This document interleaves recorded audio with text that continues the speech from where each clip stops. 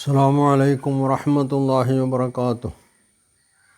അൽഹംദുലില്ലാഹി വസ്സലാത്തു വസ്സലാമു അലാ റസൂലില്ലാഹ് വഅലാ ആലിഹി വസഹ്ബിഹി അൽഫായിസീന ബിറിദല്ലാഹ് അമ്മാ ബഅദ്. സഹോദരങ്ങളെ, ഇനി അബൂ അംറത്തുൽ അൻസാരി ഉദ്ധരിക്കുന്നൊരു സംഭവമുണ്ട്. അദ്ദേഹം പറയാണ്, ഞങ്ങൾ ഒരു യുദ്ധത്തിന് വേണ്ടിയുള്ള യാത്രയിൽ നബി സല്ലല്ലാഹു അലൈഹി വസല്ലമയോടൊപ്പമാണ്. അപ്പോൾ ഞങ്ങൾക്ക് കാര്യമായിട്ട് ഭക്ഷണമൊന്നുമില്ല, യാത്രയിൽ വഴിയിൽ വെച്ച് കഴിക്കാനുള്ള ഭക്ഷണമൊന്നുമില്ല. അങ്ങനെ ഇടയ്ക്ക് ആളുകളെ വിശപ്പ് ബാധിക്കുകയും അത് അവരെ വല്ലാതെ പ്രയാസപ്പെടുത്തുകയും ചെയ്തപ്പോൾ ചില ആളുകൾ നബി സല്ലല്ലാഹു അലൈഹി വസല്ലമയോട് അവർ വാഹനത്തിന് ഉപയോഗിക്കുന്ന ഒട്ടകത്തെ പിടിച്ചറക്കാൻ അനുവാദം ചോദിച്ചു. അപ്പോൾ നബി സല്ലല്ലാഹു അലൈഹി വസല്ലം അനുവദിക്കുകയും ചെയ്തു. അപ്പോൾ ഈ വിവരം അറിഞ്ഞപ്പോൾ ഉമർ റളിയല്ലാഹു അൻഹു നബി സല്ലല്ലാഹു അലൈഹി വസല്ലമയെ സമീപിച്ചിട്ട് ചോദിക്കുന്നുണ്ട്, യാ റസൂലല്ലാഹ് കൈഫ ബിനാ ഇദാ നഹ്നു ലഖീനൽ ഖൗമ ഗദൻ ജിയാഅൻ റിജാലൻ. അള്ളാഹുവിൻ്റെ റസൂലെ, നാളെ നമ്മൾ ശത്രുക്കളെ, ഇപ്പോൾ ഈ വാഹനമായിട്ട് ഉപയോഗിക്കുന്ന ഒട്ടകങ്ങളറുത്ത് നമ്മൾ ഭക്ഷിച്ചാൽ നാളെ നമ്മൾ ശത്രുക്കളുമായി ഏറ്റുമുട്ടേണ്ടി വരും. അവിടെ ശത്രുക്കളെ കാണുന്നത് വിശന്നും വാഹനമില്ലാതെയാണ്, കാൽനടക്കാരെ കാലാൾപ്പട എന്നുള്ളവർക്കാണ് പിന്നെ അവിടെ ഏറ്റുമുട്ടേണ്ടി വരിക. അപ്പോൾ എന്തായിരിക്കും നമ്മളുടെ അവസ്ഥ? എന്നിട്ട് അദ്ദേഹം പറയാണ്, റസൂലെ, ഞാനൊരു അഭിപ്രായം പറയാം, അങ്ങ് എല്ലാവരെയും വിളിക്കുക. അതായത് ഇപ്പോൾ കൂടെയുള്ള നബി സല്ലല്ലാഹു അലൈഹി വസല്ലമയുടെ കൂടെ ഈ ക്യാമ്പിലുള്ള അല്ലെങ്കിൽ പാളയത്തിലുള്ള എല്ലാവരെയും വിളിച്ചിട്ട് അവരുടെ കയ്യിൽ എന്താണോ മിച്ച ഭക്ഷണമുള്ളത് അത് കൊണ്ടുവരാൻ ആവശ്യപ്പെടുക. എന്നിട്ട് അത് അവർ കൊണ്ടുവരുമ്പോൾ അള്ളാഹുവിൻ്റെ റസൂൽ അതിൽ ബർക്കത്തിന് വേണ്ടി അള്ളാഹുവിനോട് പ്രാർത്ഥിക്കാം. എന്നാൽ അതിൽ അള്ളാഹു ബർക്കത്ത് ചൊരിയുമെന്നാണ് എനിക്ക് തോന്നുന്നത്. ഞാൻ അങ്ങനെയാണ് മനസ്സിലാക്കുന്നത്. അപ്പോൾ നബി സല്ലല്ലാഹു അലൈഹി വസല്ലം ഉമർ റളിയല്ലാഹുവിൻ്റെ അഭിപ്രായം സ്വീകരിക്കുകയും അവിടെ ഓരോരുത്തരോടും അവരുടെ കയ്യിലുള്ള ഭക്ഷണം കൊണ്ടുവരാൻ വിളംബരപ്പെടുത്തുകയും ചെയ്തു. അങ്ങനെ അവരെല്ലാവരും ഭക്ഷണം കൊണ്ടുവന്നു. തുടർന്ന് നബി സല്ലല്ലാഹു അലൈഹി വസല്ലമ അവർക്ക് വേണ്ടി പ്രാർത്ഥിച്ചു, ഈ ഭക്ഷണത്തിൽ ബർക്കത്ത് ചെയ്യാൻ. അങ്ങനെ ആ ഭക്ഷണം പെരുകി എല്ലാവരും അവിടെ പാത്രങ്ങളിൽ നിറച്ചു. അവിടുന്ന് ഭക്ഷിക്കുകയും ചെയ്തു. എന്നിട്ടും അത് എന്താണോ അന്ന് അവർ കൊണ്ടുവന്നപ്പോൾ ഉണ്ടായിരുന്നത് അത്രയും അതിനെയും അവിടെ ബാക്കിയുണ്ടായിരുന്നു. ഇത് ഒരു സംഭവം. ഇതേ യാത്രയിൽ തന്നെയാണ് നബി സല്ലല്ലാഹു അലൈഹി വസല്ലമ അവരുടെ വെള്ളം തീർന്നപ്പോൾ ഒരു പാത്രത്തിൽ കുറച്ച് വെള്ളം കൊണ്ടുവരാൻ ആവശ്യപ്പെടുകയും എന്നിട്ട് നബി സല്ലല്ലാഹു അലൈഹി വസല്ലമ ആ വെള്ളം അതിൽ വർധനവുണ്ടാവാൻ വേണ്ടി അള്ളാഹുവിനോട് പ്രാർത്ഥിച്ചു. അവിടെയും പറയുന്നുണ്ട്, സുമ്മ മജ്ജ ഫീഹി, നബി അതിൽ തുപ്പി. എന്നിട്ട് വതകല്ലമ ബിമാ ഷാ അല്ലാഹു അൻ യതകല്ലം, നബി സല്ലല്ലാഹു അലൈഹി വസല്ലമ എന്ത് പ്രാർത്ഥിക്കണമെന്നാണോ അള്ളാഹു ഉദ്ദേശിച്ചത് അതൊക്കെ നബി സല്ലല്ലാഹു അലൈഹി വസല്ലം പ്രാർത്ഥിച്ചു. സുമ്മ അദ്ഖല ഖിൻസറഹു, പിന്നെ നബി സല്ലല്ലാഹു അലൈഹി വസല്ലം തൻ്റെ ചെറുവിരൽ ആ വെള്ളത്തിൽ മുക്കി. എന്നിട്ട് ഇദ്ദേഹം ഈ സംഭവം ഉദ്ധരിച്ച അബൂ അംറത്തുൽ അൻസാരി പറയാണ്, വഖ്സിമു ബില്ലാഹ്, ഞാൻ അള്ളാഹുവിൽ സത്യം ചെയ്ത് പറയുന്നു, ലഖദ് റഅയ്തു അസാബിഅ റസൂലില്ലാഹി സ്വല്ലല്ലാഹു അലൈഹി വസല്ലം തംഫജിറു യസാബിഅ മിനൽ മാ, വെള്ളത്തിൻ്റെ ഉറവകളായിട്ട് നബി സല്ലല്ലാഹു അലൈഹി വസല്ലമയുടെ വിരലുകൾക്കിടയിൽ നിന്ന് വെള്ളം അങ്ങനെ നിർഗളിക്കുന്നതായിട്ട് ഞാൻ കണ്ടു.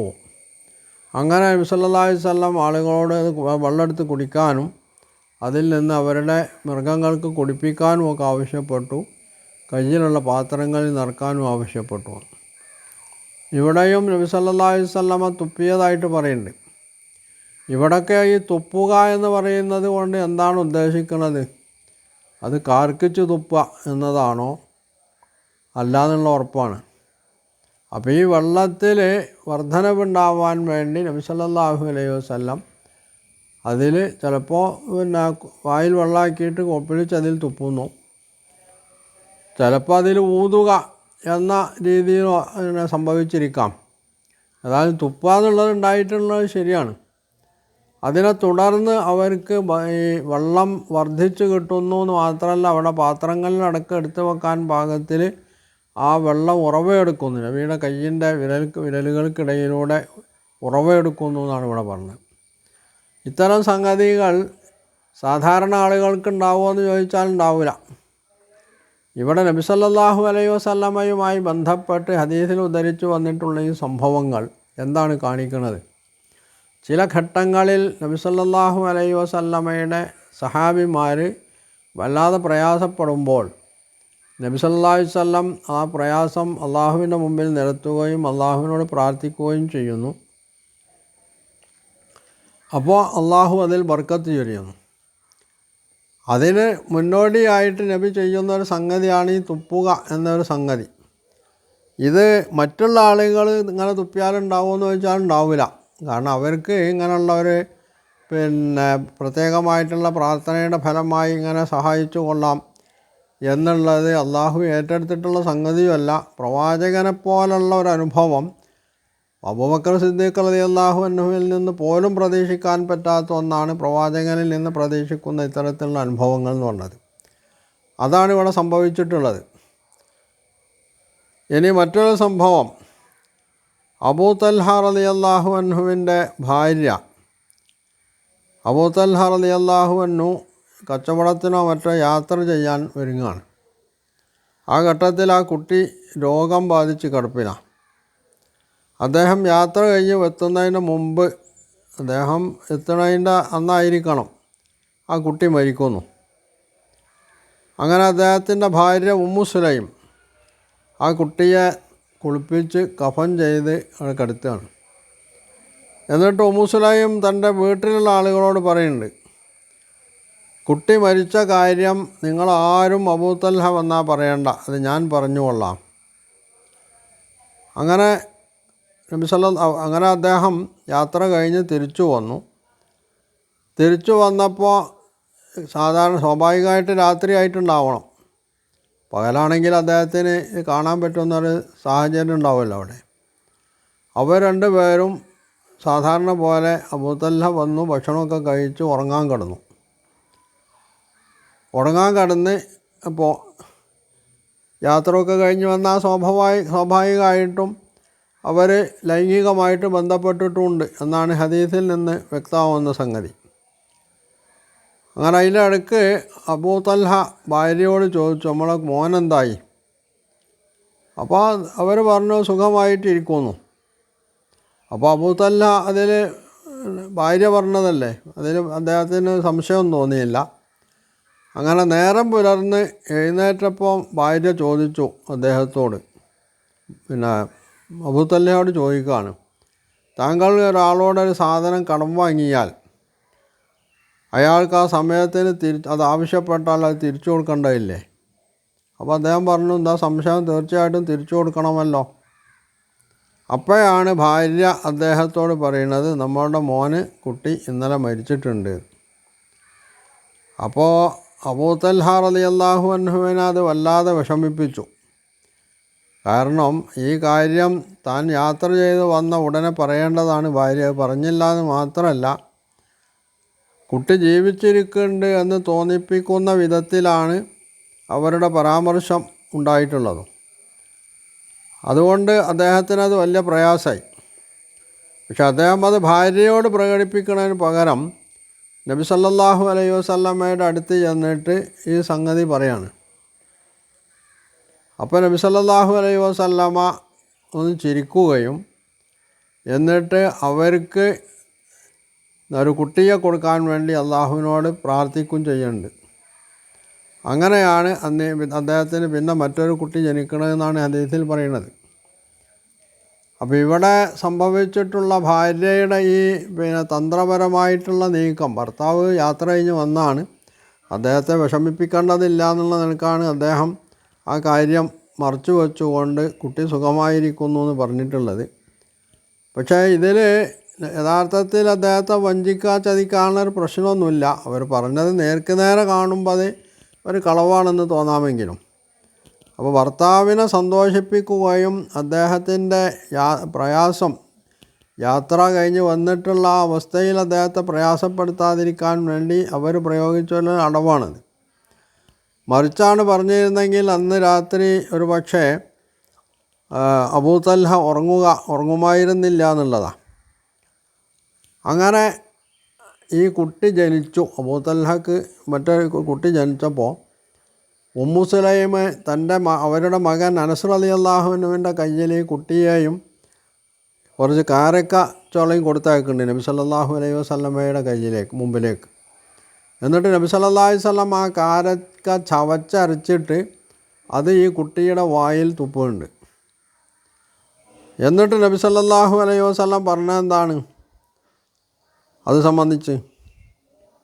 അൻസാറുകൾ അവർ ഈ കാരക്ക എന്നുള്ളത് അവരുമായി ഏറെ ബന്ധപ്പെട്ടിട്ടുള്ള ഒരു സംഗതിയാണ്. അത് അവരൊരു കാലത്ത് ഉപേക്ഷിക്കൂല എന്നുള്ള രീതിയിലാണ് നബി സല്ലല്ലാഹു അലൈഹി വസല്ലം അവിടെ പ്രതികരിക്കുന്നത്, ഇതുമായിട്ട് ബന്ധപ്പെട്ട് പറയുന്നത്. അപ്പോൾ ഇവിടെയൊക്കെ നബി സല്ലല്ലാഹു അലൈഹി വസല്ലമയിൽ നിന്ന് സഹാബിമാർ പ്രതീക്ഷിക്കുന്നതും ഇങ്ങനെയുള്ള സമീപനം തന്നെയാണ്. അതിന് കാരണം നബിയുടെ ഉമിനീരിന് പോലും പ്രാധാന്യമുണ്ട് എന്ന് അവർ മനസ്സിലാക്കിയിരുന്നതാണ്. ഇത് യഥാർത്ഥത്തിൽ നബി സല്ലല്ലാഹു അലൈഹി വസല്ലമയിൽ നിന്ന് മാത്രം അല്ല, മറ്റ് പൂർവ്വകാല പ്രവാചകന്മാരിൽ നിന്ന് പോലും സമാനമായിട്ടുള്ള സംഗതികൾ ഉദ്ധരിച്ചു വന്നതായിട്ട് മുസ്തഫ തന്നെ പറയുന്ന, തിരുത്തപ്പെട്ടിട്ടില്ല എന്ന് പറയുന്ന പൂർവ്വവേദങ്ങളിൽ നിന്നും നമ്മൾക്ക് കണ്ടെടുക്കാൻ കഴിയുമെന്നുള്ളതാണ്. അപ്പോൾ ഇവിടെ നബി സല്ലല്ലാഹു അലൈഹി വസല്ലമയുമായി ബന്ധപ്പെടുമ്പോഴാണ് മുസ്തഫക്ക് ഇതിലൊക്കെ എന്തോ ഒരു അസാധാരണത അല്ലെങ്കിൽ എന്തോ ഒരു ചെയ്യാൻ പാടില്ലാത്ത പണി എന്നുള്ള എനിക്ക് തോന്നുന്നത്. മറ്റ് പ്രവാചകന്മാരുമായി ബന്ധപ്പെടുമ്പോൾ അവർക്ക് അങ്ങനെ തോന്നണമില്ല. അപ്പോൾ ഇത് മറ്റൊരു രോഗത്തിൻ്റെ ലക്ഷണം എന്ന് മാത്രമേ നമ്മൾക്കതിനെപ്പറ്റി പറയേണ്ടതുള്ളൂ. യഥാർത്ഥത്തിൽ മുസ്ലിങ്ങളെ സംബന്ധിച്ചിടത്തോളം അവർ ദൃഢമായി വിശ്വസിക്കുന്ന, അംഗീകരിക്കുന്ന ഒരു സംഗതിയാണ് പ്രവാചകന്മാരിൽ നിന്ന് ഇങ്ങനെയുള്ള ചില സംഭവങ്ങളുണ്ടാവാം. അതിൻ്റെ ഗുണഫലങ്ങൾ സമൂഹം, പ്രവാചകന്മാരുടെ കൂടെയുള്ള സമൂഹം ആ കാലത്ത് അനുഭവിച്ചിട്ടുള്ളതാണ്. അതുകൊണ്ട് തന്നെ അതൊരിക്കലും തള്ളിപ്പറയേണ്ടതോ അപമാനകരമായി കാണേണ്ടതോ ആയിട്ടുള്ള കാര്യമല്ലെന്നും അത് പ്രവാചകനിൽ നിന്ന് പ്രതീക്ഷിക്കാവുന്നതും അദ്ദേഹവുമായി പ്രത്യേകമായി ബന്ധപ്പെട്ട മറ്റാർക്കും ഇല്ലാത്ത സവിശേഷമായിട്ടുള്ളൊരു സംഗതിയായിട്ടും മാത്രമേ അത് മനസ്സിലാക്കാൻ കഴിയുള്ളൂ. അങ്ങനെയാണത് മനസ്സിലാക്കേണ്ടതെന്നുള്ളതാണ്. അത് മനസ്സിലാക്കാൻ സന്നദ്ധരല്ല ഇത്തരം ആളുകൾ എന്നതാണ് യഥാർത്ഥത്തിൽ ഇവിടെയുള്ള പ്രശ്നവും. ഇതുപോലുള്ള ഒരുപാട് സംഭവങ്ങൾ ഇനിയും നമ്മൾക്ക് ഹദീസ് ഗ്രന്ഥങ്ങളിൽ കാണാൻ കഴിയും. ഇതൊക്കെ നബി സല്ലല്ലാഹു അലൈഹി വസല്ലമയുടെ മുഅ്ജിസത്തിൻ്റെ ഭാഗമായിട്ടാണ് മുഹദ്ദിസുകൾ ഉദ്ധരിച്ചിട്ടുള്ളത്. ഇത് ചരിത്രത്തിലും രേഖപ്പെട്ട് കാണാവുന്ന ഒരു സംഗതിയാണ്.